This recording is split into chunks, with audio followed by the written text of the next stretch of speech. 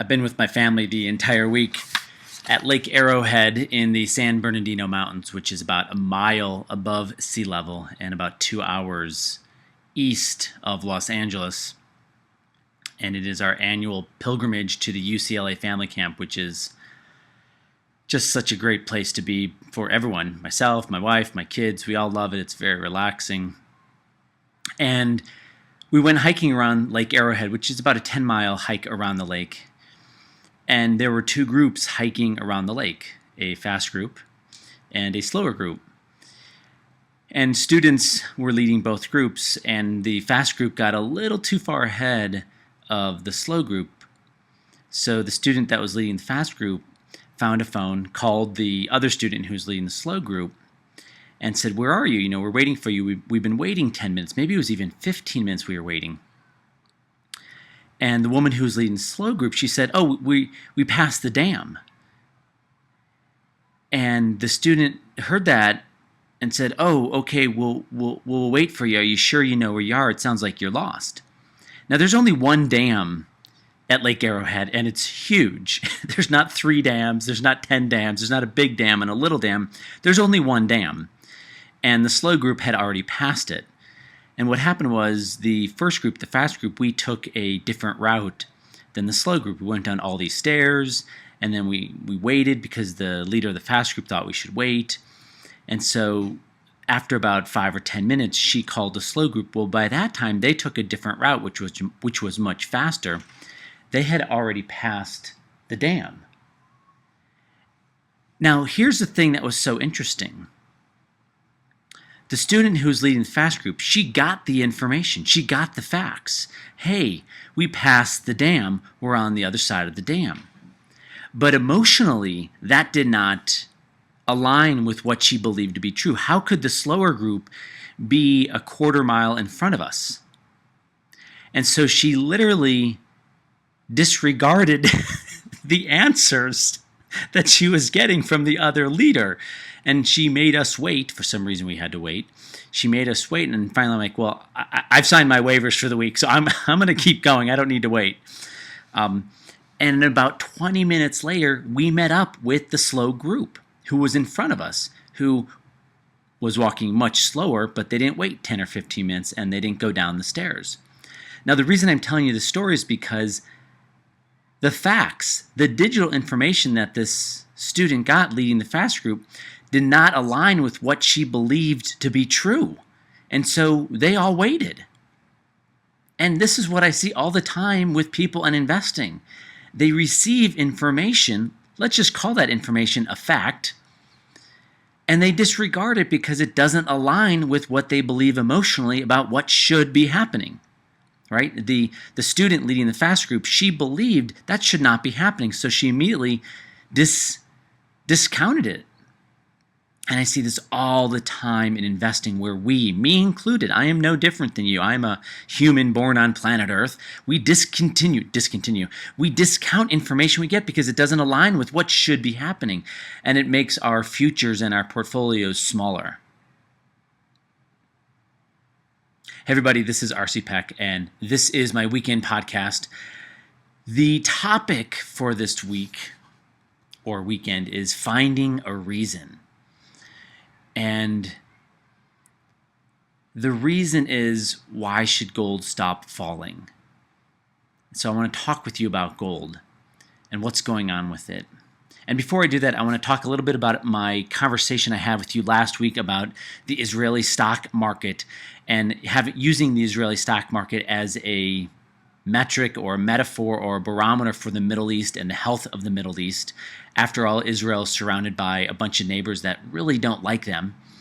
So all things being equal, if the stock market is going up and making new highs, which it's been doing in Israel, then that trumps politics, people's emotions that, hey, things must be getting better over the shorter term or it wouldn't be going up.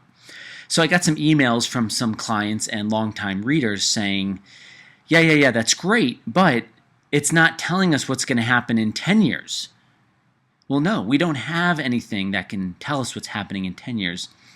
At the most, the market can look forward a couple years, right? Sometimes people say 3 to 6 months, sometimes people say 9 to 12 months, sometimes people say 1 to 2 years, right? But no one says 5 to 10 years or 10 to 15 years. So whatever stock market you're looking at or index you're looking at, it's going to give you an idea of what has the highest probability of happening in the future, meaning better times or less better times. And so when I pulled up the Israeli stock market, I said, well, things must not be that bad because Israel is doing well. It's gone up 40% over the last 2 years. And so apparently the Iranian nuclear, if I'm pronouncing that properly, deal can't be that bad over at least the short run. So I have no idea what's going to happen in 10 years. And by the way, nobody else does. No one does. Everything right now is just ideas and beliefs. 10 years is a lifetime away. We have no idea. One thing I will say, and we'll get to gold, is if we could get a McDonald's into Tehran, then that increases the probability of the Middle East being pretty calm for a very long time. And I'm not being sarcastic about this. Anytime countries connect on a business level, they have a very high probability of making sure they do not kill each other, shoot each other, blow each other up, because business always trumps other forms of political suicide and whatnot. Business runs the world, talking generally speaking, not specifically in all situations. So, finding a reason. Gold is looking for a reason to turn around. And this is a good example of confusing emotions with the facts. So I have two price charts for you. The one price chart is actually just a price chart of gold. This is a weekly chart, so it is showing you the closing price of gold itself, not a tracking symbol, on a weekly basis going back to the beginning of 2005. Now I put a horizontal line in to show you the $1,000 mark for gold because in 2008 and the first half of 2009, gold could not get above $1,000. Couldn't get above it. And it finally did, and it went all the way up to intraday high of $1,919. And since then, it has fallen 43%. And the next major support for gold, technically speaking, is at about the $1,000 mark. Now, the interesting thing is we're only about 9% away from the $1,000 mark. And we've already fallen 42, 43%. So the chances, the probability of us falling another 9% is really high because there's not a lot of technical support between where gold is today and that $1,000 mark. So we have a very high chance and probability of gold falling to the $1,000 mark. Now, does it stop there? Does it go sideways for a while and then go down? I don't know. If it were to break the $1,000 mark, the place it would want to go is $850, which was the high back in 1980.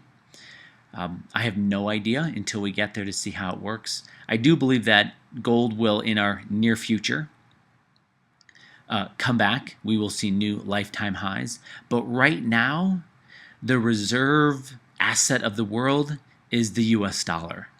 The US dollar is back in front, and that means the reserve bond, or another reserve asset on the world, is US government bonds. So right now, those are the reserve places of the world where if people get scared, that's where they're putting their money. Right now, no one is putting their money into gold. Greece almost leaving, the euro didn't really do anything to it. Anytime the Iranian nuclear talks went sideways, that didn't do anything to gold. So the information, the news that should be pushing gold higher, at least stopping its fall, is not happening. So gold is falling right now. As of this entire year, we've been in red light mode for gold, so that has helped. The second chart I want to show you is the gold index. This is the Huey. This is the most followed gold index in the world. This is an index of mining stocks, precious metal mining stocks. And this price chart goes back the same amount of time, back to 2005. Now, what's not good about this, and I put a horizontal black line in, it did not stop at a major support point, which was its low in 2008. It did not stop there. It went sideways for about 6 to 9 months, and then once it fell below that, it just absolutely collapsed below that. So the gold mining index is down around 73%, which is pretty amazing. Should it have fallen that much? Should it not have fallen that much? I do know that the average cost to mine an ounce of gold from the 15 largest publicly traded gold mining companies in the world is right around $1,000. So to get down to $1,000 would not be a surprise. And it often happens, or it is not uncommon, for a commodity to go below the price or the cost of its production, which could happen. But gold is looking for a bottom. Right now, the mining shares are in desperate need to find a bottom. But right now, the path of least resistance is down for both the mining shares, the precious metal mining shares, and gold.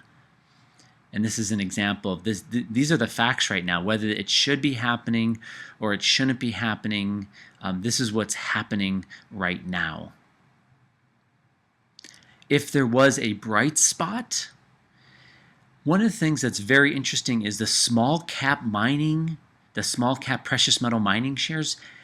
They are, relatively speaking, acting much better than the large cap, which is so interesting because every other indicator that I follow is falling, and the only one that isn't is small cap precious metal mining stocks relative to the large cap. And in fact, they're doing much better on a relative basis. So that's the one that's bucking the trend, but none of the other indicators are actually bucking the trend. So the question is, what is the takeaway? So first, before I get to the takeaway, I want to point out something. Whenever I put the word gold in the subject line, the click-through rates and the open rates of my podcasts go up. And it's really interesting how it's kind of like the cat video. Like, you don't want to put a cat video on your blog, but if you did put a cat video on your blog and it doubled your opt-in rate or your click-through rate, most humans put more cat videos on their blogs or whatever. The market kind of says, well, this is what I want. And it's really interesting to see a lot of gold blogging sites or websites that, what gold owners want to see is gold $10,000. And so that's what they put on every day or every hour. That's all they get is gold $10,000. And they're just they live within this very thin slice of people, and they never go outside of it and kind of look for different information.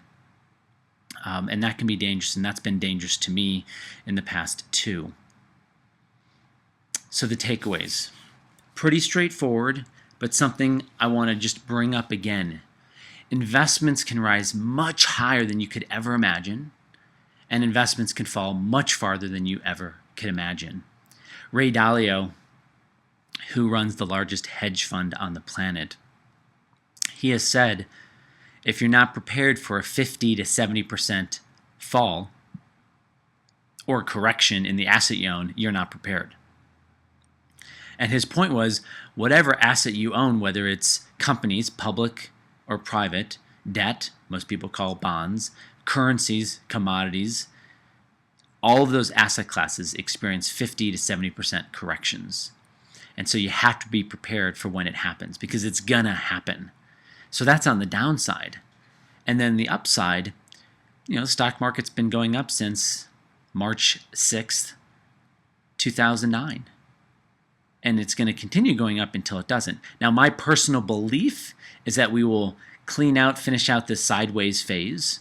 And I think we have probably about another 20% upward on the upside in front of us. And then I think, now this is totally, I'm telling you what my crystal ball says. And then I think the market will correct back down to about S&P 1600, because S&P 1600 is where it topped out in the year 2000 and 2007. So we have some wild days in front of us. And that's one of the reasons why I love market probability, because it is completely agnostic, and it just tells us whether we should be in the market or out of the market. Hey guys, this is just another step in helping you secure your future and secure your portfolio. Until next week, this is RC Peck. Hey guys, thanks for listening to my podcast. I appreciate it. I love kind of digging into the charts and seeing what matters most, what the price charts are telling us, how to eliminate the emotions from the logic, if that's even possible for humans, over the long period? The answer is it is, but there has to be a method behind it. If there's no method, knowing what to do does not mean much. If you have known what to do but you have not done it, if you've been planning to use market probability to grow and protect your future, but you haven't, I have a very straightforward solution. Just let me do it for you. And I manage people's money in a very straightforward way, so I can actually do it in a way to cover my expenses. Sounds very mysterious, but it's not. And when you see it, you immediately go, oh, that makes sense. I get it. It's the difference between knowing what to do and actually doing it. It's the doing part that is the most important. If you have curiosity, and parts you probably already do because you've heard me speak about this before, the next step is super straightforward. Just email Patty, Patty, at Fearless Wealth, and in the subject line just put money management or curious or something funny, and then give her your name, your email, and your phone number, and we will reach out to you and see if there might be a fit. You guys take care of yourselves. Thanks so much.